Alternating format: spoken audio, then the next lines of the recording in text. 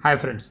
आज का जो टॉपिक मैंने लिया है that is the difference between the money bill and the ordinary bill. देखिए, मनी बिल को मैंने सेपरेटली पढ़ा है। ऑर्डिनरी बिल के लिए वैसे देखिए कोई सेपरेट ऐसा कोई टॉपिक नहीं है पढ़ने के लिए। हम ये प्रोसेस पढ़ते हैं कि कैसे एक बिल पास होता है, लेकिन उसके लिए मैंने थोड़ा सा एक आपको अलग से मैंने ज्वाइंट सेटिंग पढ़ा रखा है, आर्टिकल नंबर 108। ये सब पार्लियामेंट का पार्टी है। अभी अलग से हम पार्लियामेंट पढ़ेंगे ना तो देखिए पूरा एक साथ जाने में बोर हो जाता है। तो मैंने सोचा है कि पार्ट पार्ट में हम करते रहेंगे, जिससे हमारा क्या होगा कि कनेक्शन बिल्ड होता रहेगा।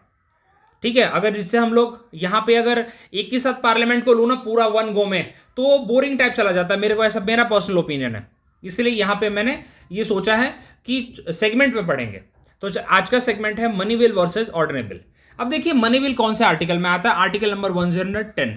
देखिए दो आर्टिकल यहाँ पे मनी बिल से एसोसिएटेड है, एक है आर्टिकल नंबर 109, दूसरा है आर्टिकल नंबर 110। अब आर्टिकल नंबर 109 क्या कहता है, procedure of the money bill. आप आर्टिकल नंबर 109 अगर पढ़ेंगे ना तो आर्टिकल नंबर 109 के अंदर प्रोसीजर ऑफ मनी बिल। इसके अंदर मनी बिल के अंदर क्या क्या प्रोसीजर होता है उसके ऊपर बात किया जाता है। लाइक जैसे कि राज्यसभा में कितने दिन तक रहेगा वो, कौन इंट्रोड्यूस करेगा उसको, ये सब।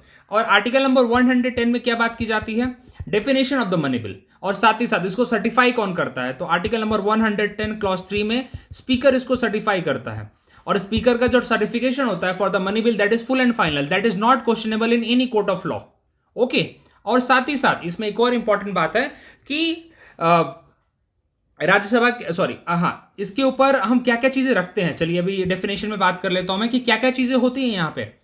इम्पोजिशन होता है, imposition, abolition, alteration and रेमिशन of the taxes. मतलब बेसिकली यहाँ पे टैक्स से रिलेटेड बात की जा रही है। अब यहाँ पे शॉर्ट में लिख रहा हूं मैं क्योंकि पूरा एक डिटेल वीडियो मैंने इसके ऊपर बना रखा है। तो आपको एक आइडिया देना चाहता हूं कि कौन कौन से फाइनेंस वाले मैटर यहाँ पे होते हैं। जैसे आपको बोरो करना है पैसा, आप बोरो कहाँ कहाँ से पैसा करते हैं। देखिए, आप बोरो करते हैं आईएमएफ से पैसा करते हैं, आप मार्केट से बोरो करते हैं, पब्लिक मनी यूज करते हैं आप। तो जब भी आप चंक ऑफ मनी आप बोरो करेंगे, सो फॉर दैट टाइम आपको एक मनी बिल पास करना पड़ेगा। अब खुद आप सोचिए कि मनी बिल ये सब जो पैसे चाहिए किसको चाहिए, गवर्नमेंट को चाहिए ना भाई। गवर्नमेंट को ही चाहिए पैसा। और गवर्नमेंट कौन चला रहा है, मैं सही बात बताऊं आपको तो लोग, गवर्नमेंट बेसिकली लोकसभा में ही बैठती है। जो एग्जीक्यूटिव है वो कहाँ बैठते हैं, लोकसभा में ही बैठते हैं ना हमारे। राज्यसभा के ऑल तो अब आप लोग बोलेंगे नहीं नहीं राज्यसभा में भी तो कुछ बैठते हैं, लेकिन राज्यसभा की क्वांटिटी देखिए भाई। राज्यसभा के अंदर वो लोग उन लोगों को बैठाते हैं या जिनको वो लोग लोकसभा के थ्रू एंट्री नहीं दे पाते हैं, जो एमपीज डिफीट हो गए, समथिंग ऐसे। ओके, उस केस में वो लोग राज्यसभा के थ्रू उनको एंट्री देते हैं। अदरवाइज आप समझिए कि लोकसभा ही सरकार चला रही है और उनको ही अगर कोई चीज सैंक्शन करनी है सो दे नीड टू इंट्रोड्यूस। तो इसलिए मनी बिल के लिए जो स्पेशल जो पावर है लोकसभा को, इसी पर्पज से दी हुई है। ठीक है।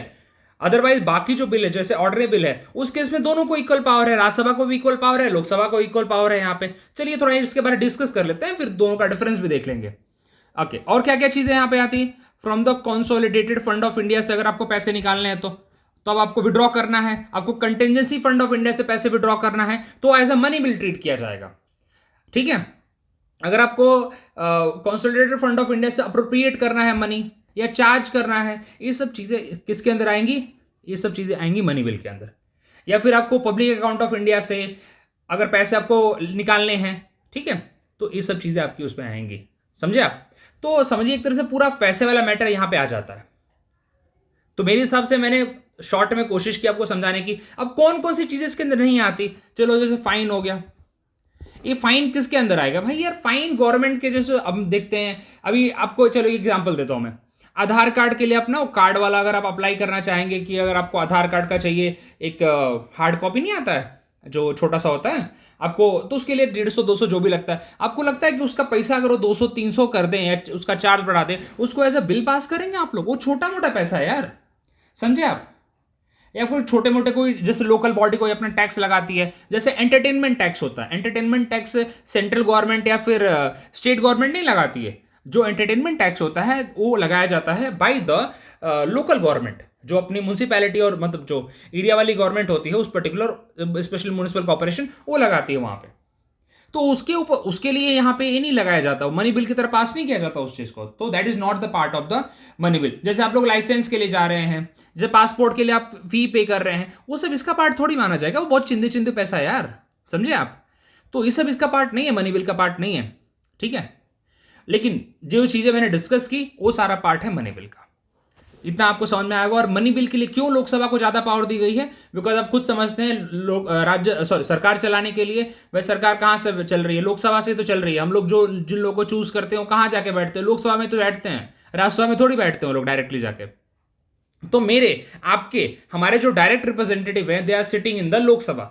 तो समझ लीजिए एक तरह से कि दैट्स वाई लोकसभा को यहाँ पे ज्यादा पावर दी गई है मनी बिल के रिगार्डिंग। होपफुली मैंने कोशिश की आपको मनी बिल भी समझाने की। अब जरा समझते हैं यहाँ पे दो छोटा सा डिफरेंस। ठीक है, डिफरेंस क्या है इसके बीच में अब देखते हैं।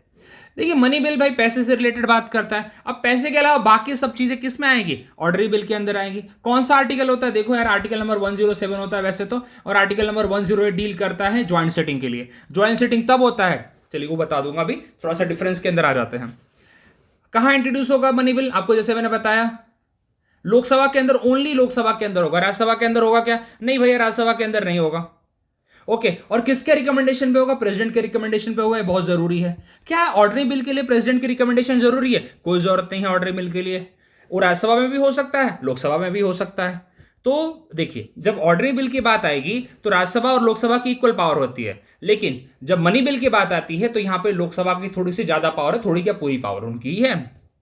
अब देखिए मनी बिल के ऊपर राज्यसभा को बहुत लिमिट कर दिया गया है। राज्यसभा ना उसको रिजेक्ट कर सकती है ना अमेंड कर सकती है। राज्यसभा उसके ऊपर सिर्फ रिकमेंडेशन दे सकती है, और ये लोकसभा के ऊपर है कि उनके रिकमेंडेशन को माने या ना माने या रिजेक्ट कर दे, टोटली अप टू देम। और राज्यसभा कितने दिन तक उसको रख सकती है, ओनली एंड ओनली 14 डेज। और ये सब किस कौन से आर्टिकल में मेंशन है भाई, ये सब आर्टिकल नंबर 109 में मेंशन है। That is the procedure for the money bill.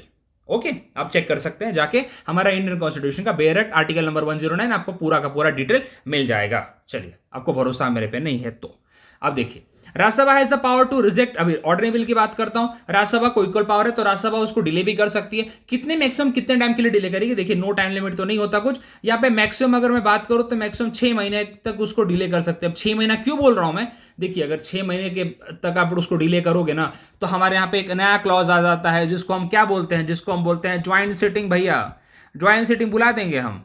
अब कौन बुलाएगा ज्वाइंट सिटिंग, ज्वाइंट सिटिंग बुलाएगा लोकसभा।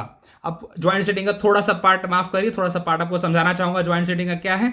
देखिए आर्टिकल नंबर 108 बोलता है भाई ज्वाइंट सेटिंग के लिए, ऐसे आपको बता दूं ज्वाइंट सेटिंग से 3 बार बुलाई गई है हमारे यहाँ पे। अब आप खुद देखिएगा कब कब बुलाई गई है। तो ज्वाइंट सेटिंग के केस के जब हम बातें करते हैं यहाँ पे, तो अभी आपके पास आपको बताऊं मैं, जब कोई बिल राज्यसभा पास ही नहीं करती, लोकसभा से पास हो गया, राज्यसभा में अटक गया है, ठीक है। अब आप बोलोगे राज्यसभा से भी पास हो गए, लोकसभा में भी तो अटक सकता है। देखिए हो तो सकता है, लेकिन राज्यसभा कभी नहीं चाहती कि ज्वाइंट सेटिंग बुलाया जाए, क्योंकि ज्वाइंट सेटिंग बुलाया जाएगा तो दोनों का ऑफकोर्स दोनों का यहाँ पे लोकसभा प्लस राज्यसभा आएगी, करेक्ट। लोकसभा की मेंबरशिप होती है 545, राज्यसभा की होती है 245, ठीक है। कौन जीत रहा है, नंबर्स में तो लोकसभा जीत जाएगी। और जो बिल मंगाया जाता है ना, देखिए जो बिल आता है यहाँ पे ज्वाइंट सेटिंग के लिए कौन सा टाइप का बिल है, वो एक ऑर्डनरी बिल है जिसको सिंपल मेजोरिटी के साथ पास करना होता है। हम यहाँ पे मनी बिल के लिए कोई ज्वाइंट सेटिंग का प्रावधान नहीं है, लेकिन ऑर्डनरी बिल के लिए आप ज्वाइंट सेटिंग बुला सकते हैं। तो एक आप दिमाग में रखिए यहाँ पे, no joint sitting for money bill, लेकिन आप ऑर्डनरी बिल के लिए ज्वाइंट सेटिंग बुला सकते इफ राज्यसभा के पास 6 महीने से ज्यादा तक बिल अटक गया है। एक और बिल होता है उसको बोलते हैं कॉन्स्टिट्यूशनल अमेंडमेंट बिल। क्या कॉन्स्टिट्यूशनल अमेंडमेंट बिल के लिए भी हम ज्वाइंट सेटिंग बुला सकते हैं? देखिए कॉन्स्टिट्यूशनल अमेंडमेंट बिल का तो अलग ही किस्सा है, उसके लिए कोई ज्वाइंट सेटिंग नहीं होता। वो बिल तो आप प्रेसिडेंट रिजेक्ट भी नहीं कर सकता, वो बिल तो प्रेसिडेंट को पास ही करना पड़ता है as per the 24th constitutional amendment act. वो तो प्रेसिडेंट बाउंड है उसके लिए साइन करने के लिए, प्रेसिडेंट को साइन करना ही पड़ेगा उस बिल को, ठीक है। ये होता है कॉन्स्टिट्यूशनल अमेंडमेंट बिल। तो उसको ना आप रिजेक्ट कर सकते हो ना रिटर्न कर सकते हो, प्रेसिडेंट को साइन करना पड़ेगा। लेकिन जब ऑर्डनरी बिल की बात आएगी तो ऑर्डनरी बिल के ऊपर प्रेसिडेंट, चला ये आगे बढ़ रहा हूं जरा, मैं थोड़ा इसके साथ चलता हूं मैं जरा। प्रेसिडेंट की बात हो रही है यहाँ पे। देखिए मनी बिल को प्रेसिडेंट क्या कर सकता है, देखिए एक तो मनी बिल आ रहा है प्रेसिडेंट के रिकमेंडेशन पे ही भाई, तो मनी बिल को जनरली वो पास ही करता है, मैं मान के चलता हूं पास करता है। क्या वापस से रिकंसिडरेशन के लिए भेज सकता है, क्या नहीं भेज सकता है वो? क्या उसको रिजेक्ट कर सकता है? देखिए यार कैनॉट विथ, मतलब सही बात बोलो तो रिजेक्ट नहीं करना चाहिए, लेकिन yes he has the option to reject it, ठीक है। कैनॉट नहीं आएगा, ही कैन रिजेक्ट इट, उसको रिजेक्ट कर सकता है, ठीक है, उसको रिजेक्ट कर सकता है। लेकिन ऑल्दो यही सबसे अच्छी प्रोबेबिलिटी होती है कि he should give the assent, मतलब उसको एसेंट दे, मतलब उसको अप्रूव करे। ओके, और यहाँ पे तो ऑर्डरिंग बिल के केस में क्या करेगा, उसको अपनी मर्जी है रिजेक्ट कर सकता है, अपने पॉकेट में रख सकता है। एक बात बताऊँ आपको, पॉकेट वीटो हमारी जो हमारे प्रेसिडेंट की बहुत बड़ी है, पॉकेट वीटो, मतलब बिल को रख दिया है और छोड़ दो उसको, भूल जाओ, ये हमारे इंडियन प्रेसिडेंट की पॉकेट है, इसको बोलते हैं पॉकेट वीटो। ओके, तो देखना ही नहीं है। और सस्पेंसिव वीटो क्या होता है, एक बार रिटर्न किया और जब अगर लेजिस्लेचर मतलब पार्लियामेंट वापस से बिल भेजता है तो साइन करना पड़ता है। तो एक बार का जो रिटर्न का इनको ऑप्शन मिला है उसको बोलते हैं सस्पेंसिव वीटो। तो ऑर्डरिंग बिल के लिए ही मिला है, मनी बिल के लिए नहीं है, और कॉन्स्टिट्यूशनल अमेंडमेंट बिल के लिए तो बिल्कुल भी नहीं है। चलिए, अब आपको सब्जेक्ट तो बता ही दिया हम, फाइनेंशियल मैटर है, ये सारी चीज़ें। अच्छा, एक और बात यहाँ पे बाकी चीज़ आप समझ लेंगे यहाँ पे पढ़ के। अब एक सबसे बड़ी बात, अगर मनी बिल पास नहीं हुआ तो सरकार गिर जाएगी भाई। आपको सच बताऊं, मनी बिल अगर पास नहीं हुआ ना, सरकार गिर जाएगी, लिख लीजिए, सरकार को रिजाइन करना पड़ जाएगा। क्यों रिजाइन करना पड़ जाएगा यार, मनी बिल आप ही ला रहे हो और आप पास नहीं कर पा रहे हो हाउस के अंदर, क्या सरकार चलाओगे आप? खुद सोच के देखिए, समझ में आ रही बात आपको?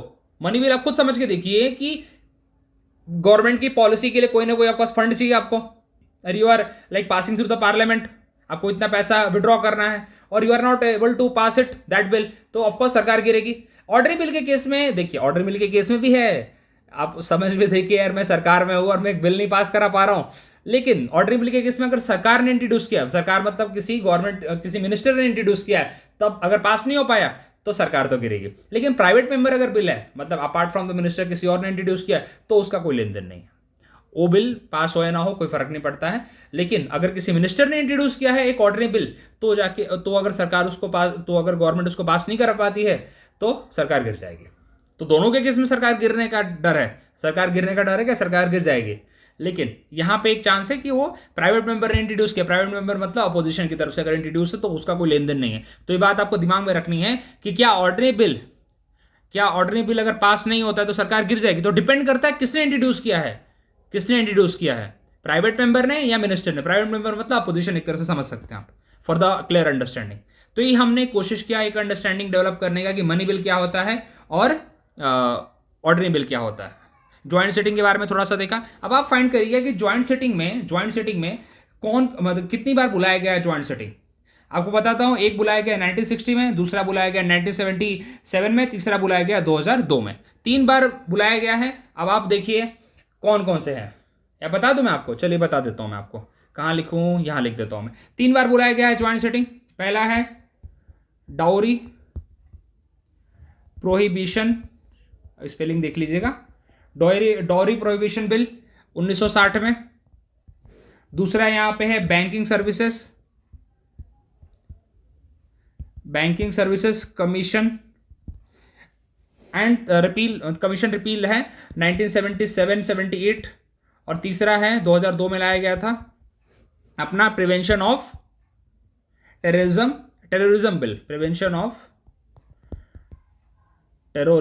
बिल, देख लीजिएगा स्पेलिंग, कोई प्रॉब्लम नहीं है, 2002 में। तो 3 ऐसे बिल है, dowry prohibition bill 1960, banking services commission repeal bill, मतलब रिपील के लिए, मतलब उसको हटाने के लिए लाया गया था 1977-78 में, और प्रिवेंशन ऑफ टेररिज्म बिल। ये 3 बिल लाए गए थे, इसके लिए बुलाया गया है ज्वाइंट सेटिंग। अदरवाइज हमारी कंट्री में ज्वाइंट सेटिंग इसके अलावा नहीं बुलाया गया है। ज्वाइंट सेटिंग इसलिए नहीं बुलाया जाता बिकॉज क्या है, इसका डर सबसे बड़ा ये रहता है भाई कि फेडरल फीचर को हमारे कहीं ना कहीं खत्म करता है, कहीं ना कहीं एक डाउट क्रिएट करता है, ठीक है, और हम वो चाहते हैं कि ना हो, दैट्स वाई। और एक तरह से गवर्नमेंट के ऊपर भी क्वेश्चन खड़े करता है कि मतलब ये गवर्नमेंट एक बिल नहीं पास करा पा रही है, ठीक है। सो दैट्स द थिंग, मैंने पूरी कोशिश की आपको मनी बिल और ऑर्डरिंग बिल समझाने के लिए।